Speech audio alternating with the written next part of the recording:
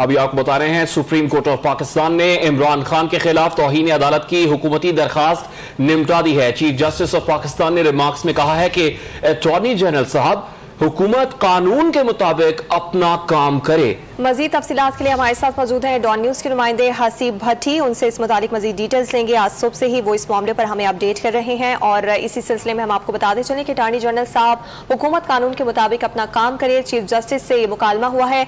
Supreme court ने इमरान खान के खिलाफ तौहीन अदालत की हुकूमती दरखास्त निपटा दी है। खबर से मुतालिक आपको बता रहे हैं, सुप्रीम कोर्ट ऑफ पाकिस्तान ने इमरान खान के खिलाफ तौहीन अदालत की हुकूमती दरखास्त को निपटा दिया है। चीफ जस्टिस ने अपने रिमार्क्स में कहा है कि अटॉर्नी जनरल साहब हुकूमत कानून के मुताबिक अपना काम करे। इससे कबल हुकूमत ने चेयरमैन तहरीक इंसाफ इमरान खान के खिलाफ तौहीन अदालत की दरखास्त सुप्रीम कोर्ट में दायर की थी, जिस पर समाअत जारी थी।